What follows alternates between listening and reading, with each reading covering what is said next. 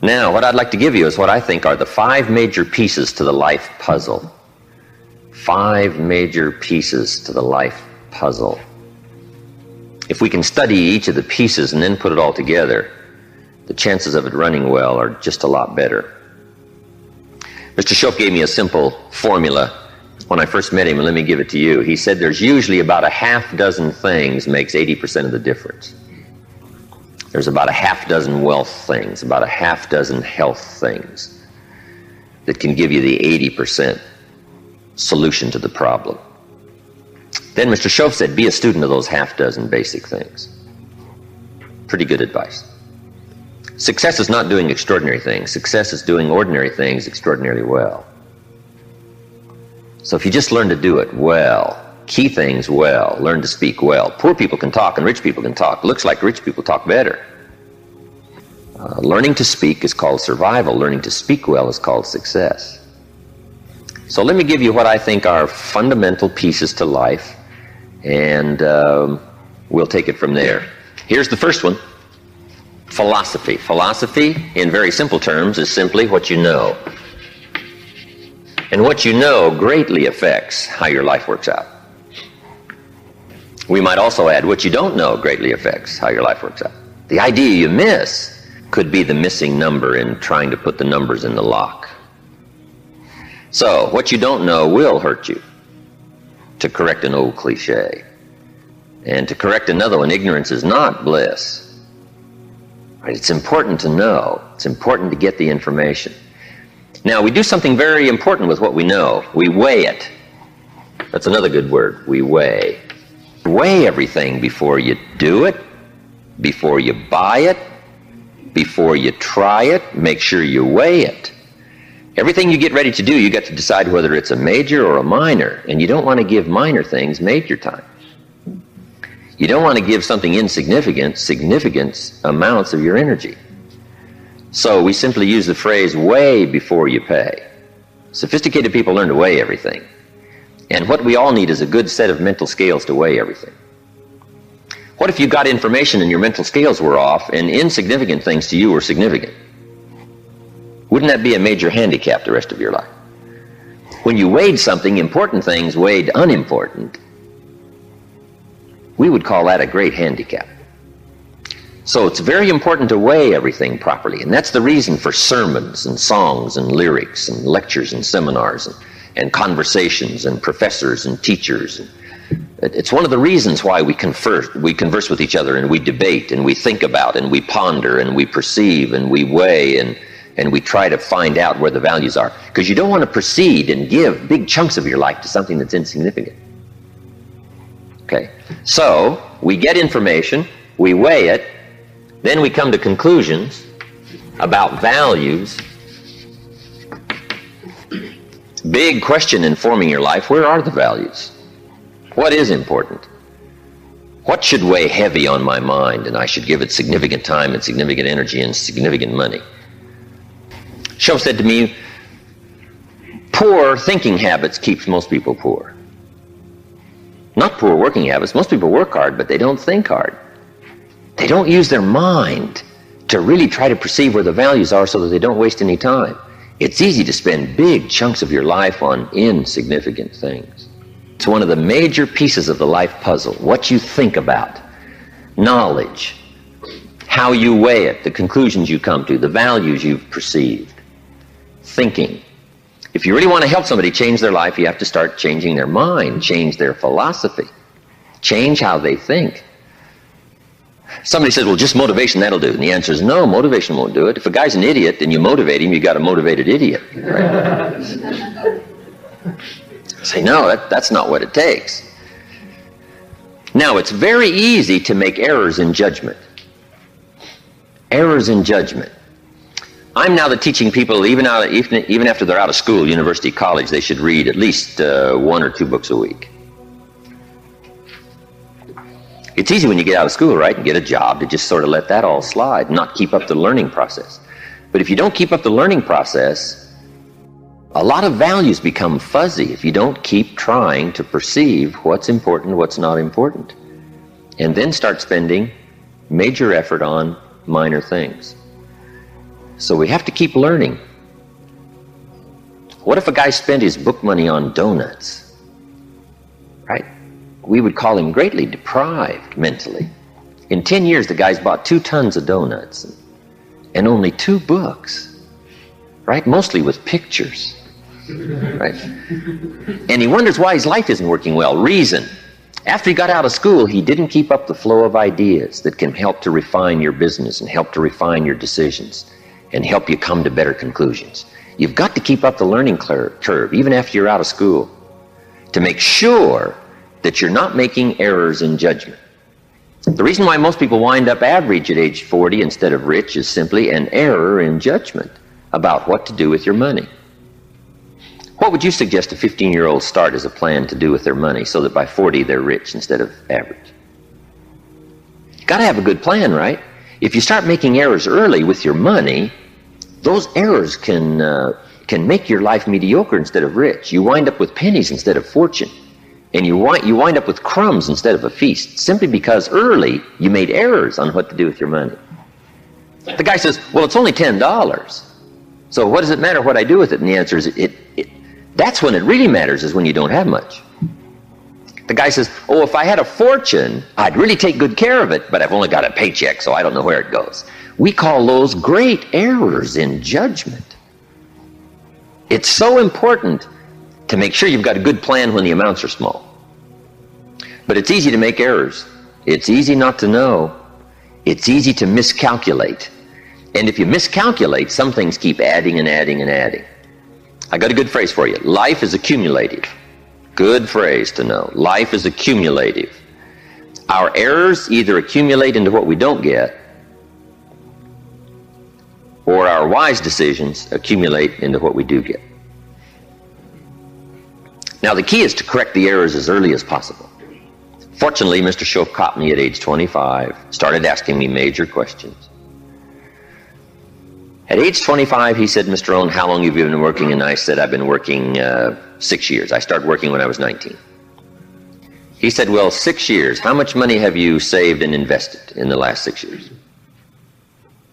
I said, not any. He said, who sold you on that plan? Wow, 6 years is enough time now to check and see if you've got a good financial philosophy. And the time to catch the errors is early. So Mr. Schoaf started asking me those tough questions at age 25. How about your money? How about your resources? How about your investments? And you say, well, I've got plenty of time to worry about that and be concerned about that later. And the answer is probably not. Now's the time to fix it. Wherever you hear the good information, that's the time to start fixing. So we're teaching kids now a good wealth philosophy. Starting at age 50, 15 will make you wealthy by age 40, 45 at the latest if you're a little slow. Start doing wise things with your resources.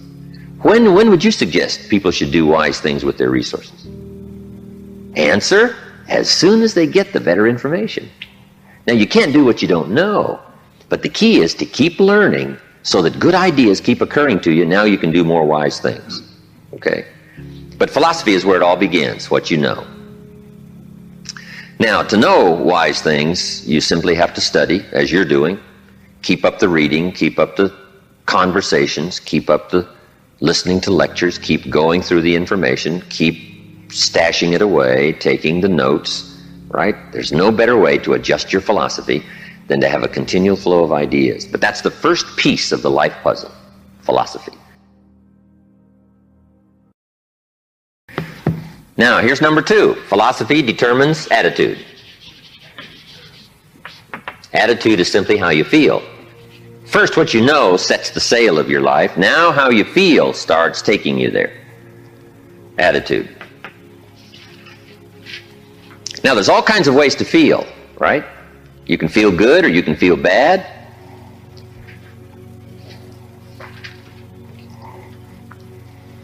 Here's one attitude. If this is all they pay, I'm not coming early and I'm not staying late on the job. That's an attitude, right? If this is all they pay, I don't come early and I don't stay late. Now, do you suppose that attitude, if you carried it through the rest of your life, do you suppose that attitude would greatly affect your life as the years unfold? The answer is overwhelmingly Of course. Here's another attitude. No matter what they pay, I always come early and I always stay late to invest in my own future. Isn't that fascinating? Attitude is by choice. You can either choose to come early or you can choose to come late. You can either choose to leave early or you can choose to stay late. Attitude's a matter of choice. Now, to make wise choice, we need educated attitudes. Emotions must go to school to learn where the values are. Okay? Good phrase. Emotions must go to school. When kids are young, right? A 3-year-old, falls on the floor and kicks his feet and screams. We say, well, that's okay when you're 3, but it isn't okay when you're 30. Right? As a little kid, right, you can retaliate and punch somebody out, but when you're 23, we say, no, you got to learn now to take that emotion and send it to school and find out where the values are. It's okay to feel strong, but you've got to learn to restrain yourself in a society if you want life to go well for you. So attitudes now become a matter of educated choice. Educated choice.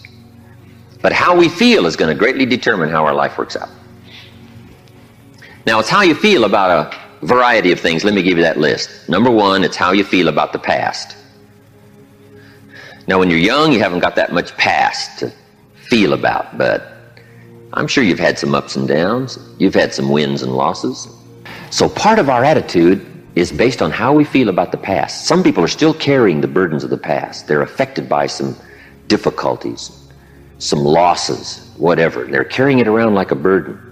Instead of using the past as a school, they're using it as a threat to their life. So part of it is solving the attitude about the past, how you feel about it. Number 2, it's how you feel about the future. Facing the future, very important, key part of our life. Now, there's 2 ways to face the future. Here they are. 1, anticipation. That's one way to face the future, anticipation. Here's the other way, apprehension. Now, most people face the future with apprehension, primarily because they bought somebody else's view. They don't have their own future well designed. So in the absence of having your own future well designed, you have a tendency to be persuaded to buy somebody else's future. Here's what's going to happen, here's what's going to happen. Boy, it's easy to let your days be clouded by all of that. So some days, somewhere along the line, you've got to start settling for sure how you feel about the future. And how you feel about it greatly determines what you do. If you don't feel good about the future by having goals set, you take what we call uncertain steps. It's difficult to be confident about the day if you don't have your future well designed. So here's one of the keys to do about your future. Set goals, write them down, design the future.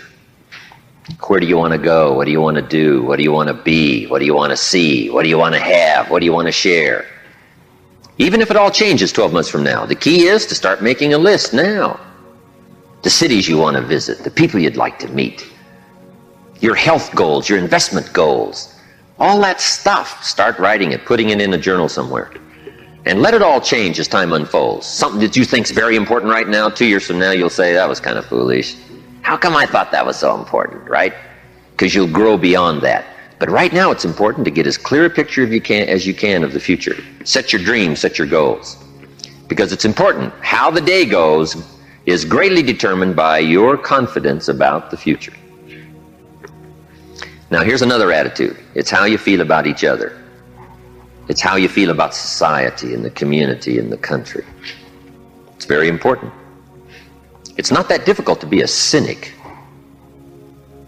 And cynicism greatly influences how your life works out. But it's also important to understand that if you want to do well, it takes all of us to help each of us. Good phrase. It takes all of us to help each of us do well. You can't succeed by yourself. It's hard to find a rich hermit. You can't succeed by yourself. You need a market. You need a society. We need each other's ideas. We need each other's collective ideas. Collective participation in the marketplace, society. Okay? So how we feel about each other, very important. Now here's the big one. It's how you feel about yourself. How you feel about yourself. Self-esteem, understanding your own value. Boy, if new discovery starts to unfold for you, that you've got the brains, you've got the talent, all you need is instruction, all you need is some coaching, all you need is some help, all you need is some advice, some experience. If you're headed down the wrong road, hopefully somebody's already been down that road where the bridge is out. And they come back saying, don't go this way anymore, the bridge is out. So we take somebody else's advice and we say, wow, I'm glad you came along, I'm heading down this road. So learning from other people's experiences, picking up all the ideas so that we can feel good about ourselves. Now, self-esteem primarily comes from engaging in the disciplines that lead to value. Self-esteem comes from engaging in the disciplines that lead to value. We don't lack potential, but to bring value from potential, we need the disciplines. Now, one of the major things that makes us not feel good about ourselves is not engaging in the disciplines. If you keep letting yourself off the hook, or just ho-humming it and letting it all slide, then you don't feel good about yourself.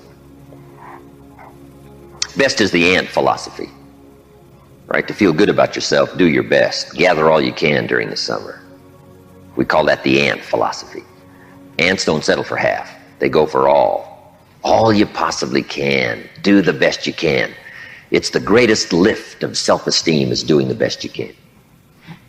Okay, so attitude plays such an important part in the 5 pieces of the life puzzle. Now, what's next? Number 3. First is philosophy. Second is attitude. Philosophy and attitude determines activity. Activity is what you do. Key phrase, success is a doing. You actually now have to do it. It seems as though God has designed that the major part of the value of our life is left to our own mental genius. You've got to decide what you want to become.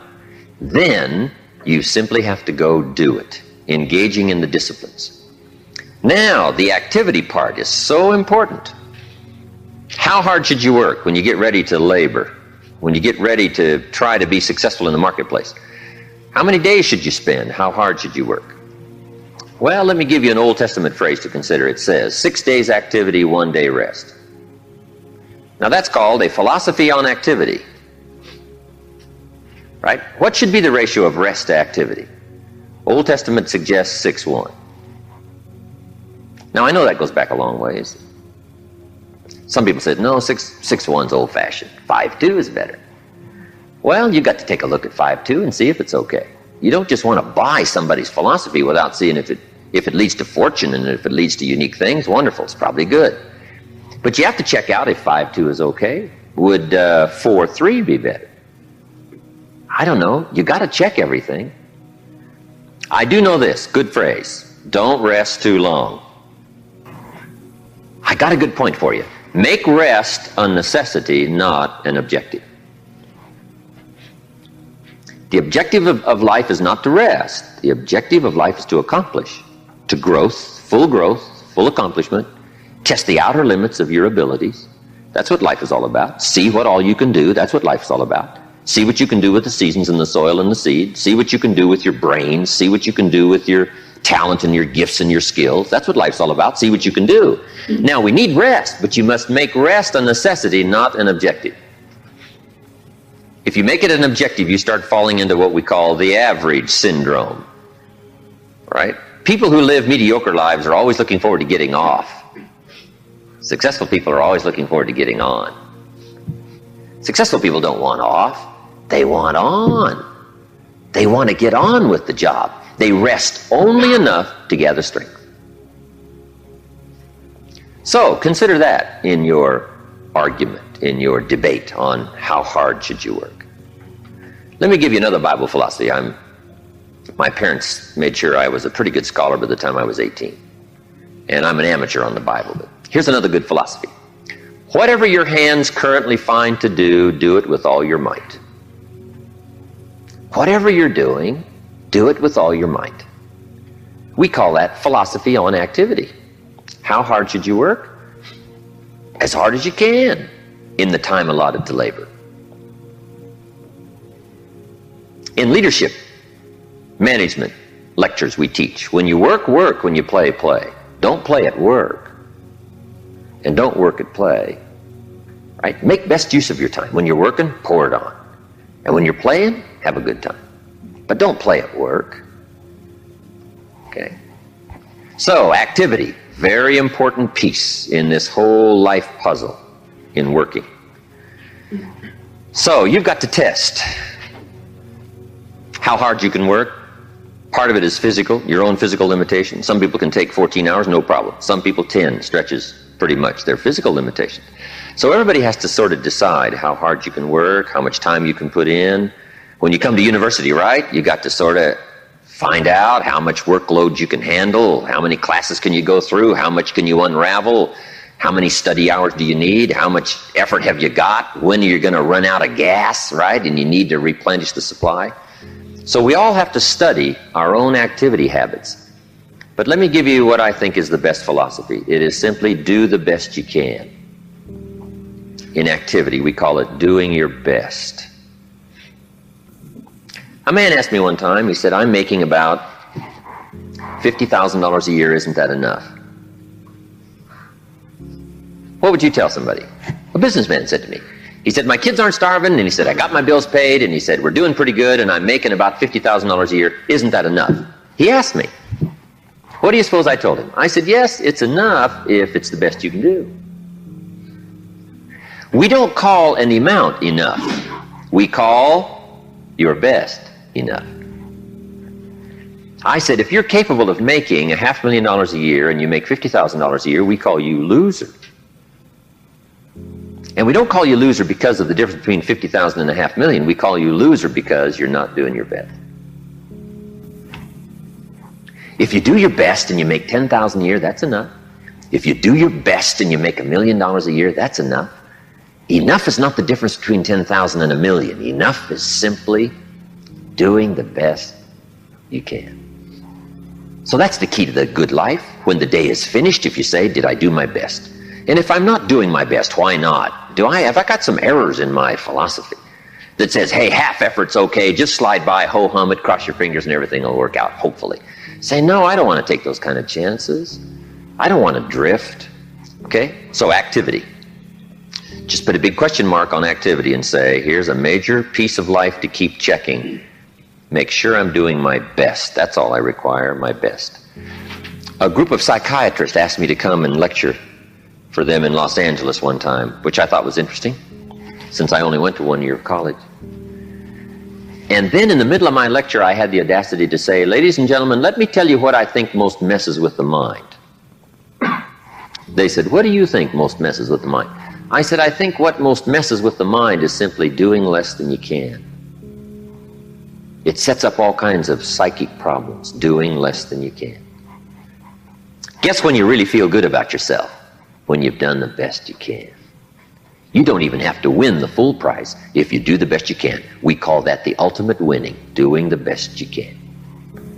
Wow, there's nothing like the soaring self-confidence that comes from putting out what we call full effort.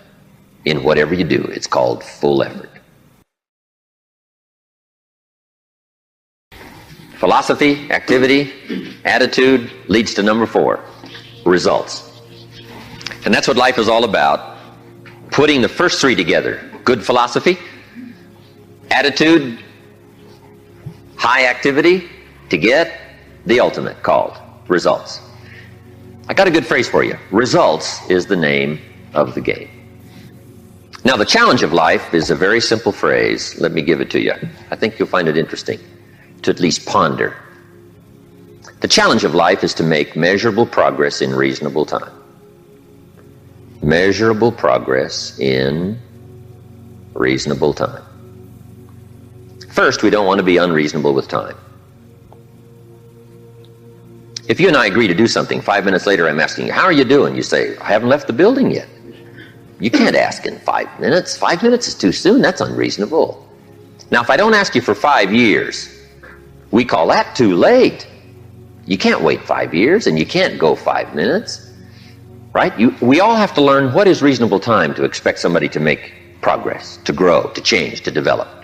So all of us have to learn, especially if you're going to become leaders, entrepreneurs, if you're going to have management responsibilities and work with people, you got to understand what is reasonable time. We don't want to be unreasonable with time. But here's what else we expect: measurable progress in reasonable time. How many years should the child spend in 4th grade? Approximately. About 1. You say, well, if they're nice kids, would you give them 3 or 4? You say, no, you can't spend 4 years in 4th grade. It's unacceptable. We put on the family pressure. We put on peer pressure, right? We put on all kinds of pressure. You can't spend 4 years in 4th grade. Now, wouldn't that be interesting if we applied the same kind of social pressure all of our lives? What would be acceptable to society for wise investments to have been made by age 30, so that you can really properly take care of yourself and your family? Somehow we've missed those standards, right? Shouldn't it be popular to be wealthy by age 40? And shouldn't we look at somebody who by age 45 is not at least financially independent, saying, where have you been? Tibet? Or Bangladesh you probably have spent. You mean you've been here all this time? Right? Shouldn't we make it a bit unacceptable not to be well off in what we call reasonable time? But what if a guy spent his potential fortune on non-essentials from age 15 to age 45? Shouldn't we call that unacceptable? Shouldn't teenagers ask their parents, how come we're not rich? We live in a rich country. This is America. Aren't those good questions? How about the wisdom of a good plan versus a poor plan? What if a man was a farmer and he ate his seed corn? Instead of planting it, he ate it. Wouldn't we make arrangements to go get his children? And say, the kids aren't safe. The man's insane. He eats his seed corn. He doesn't plant it. Wow. I just offer that as kind of an interesting question. If we make such pressure demands for 4th grade, why shouldn't we make those same pressure demands for the rest of life? Interesting question, right? Good debatable question. Now, part of it is society eases back on us as far as ongoing demand of results. But here's what I'd ask you to do. Make the demands on yourself. I'm asking you not to let yourself off the hook. Society will let you get by with far less than you want to be. When you get out of university, how many books will the community demand that you read every month? Approximately. About none. So if you're going to do the extra reading, guess what? You've got to develop that philosophy and put that pressure on yourself. But what I'm asking you to do is take a good look at results. Now, another reason why we look at results at age 25, results at age 30, on a wide variety of things: health and wealth and culture and sophistication and lifestyle and uniqueness. We keep checking all those results. Here's why. To see if there's any errors in activity. Guess how easy it is to make errors in activity? It's easy. We teach in our leadership series, don't mistake movement for achievement. Boy, sometimes it's easy to be faked out by being busy. The guy's busy 10 hours a day, but he's going in figure eights. The guy's not making progress. He's stalled, but he's busy. And he thinks being busy is going to do it. Say, no, you got to be busy doing the right things. So maybe you need activity fixed. Maybe you need attitude fixed. Who knows? The guy who says, since they don't pay well, I come late and leave early. We say, John, that's going to affect you all your life. And you've probably got the results to show it. Or maybe we need a correction of philosophy. That's why we check results. Now here's the last piece in the life puzzle. It's called lifestyle. Lifestyle is simply how you choose to live. We call lifestyle the genius of living well. Now, here's what's exciting about lifestyle. As a subject of one of the major pieces of the life puzzle, all of us can choose, especially in this country, all of us can choose how we wish to live. Guess what you can get from your money? Joy or animosity. However you wish to live. A father takes a $10 bill and wads it up and throws it at his son and says, if you need the darn stuff that bad, take it. We call it money without style. The father's got the money, but he doesn't have the style. He studied economics, but he didn't study happiness. So let me give you the phrase. Happiness is an art, not an accident. Some people have figured out things economically, but they haven't figured out lifestyle to live well. Culture is a study. It's not an amount. Somebody says, if you have an amount of money, you'll be cultured. And the answer is no. Cultured is a study. Culture is a refinement of the mind. To be cultured, you must study culture and practice culture. Money doesn't solve the culture challenge. Money doesn't solve the happiness challenge. To be happy, you got to study and practice happiness. And Mr. Shove taught me all the simple ways to get joy from substance. A sophisticated gentleman knows that a rose on time is more valuable than a $1,000 gift too late. It's not the amount that counts, it's the genius that counts. It's the ideas that count. So here's what I'm challenging you to do. How to be happy with what you've got while you pursue what you want.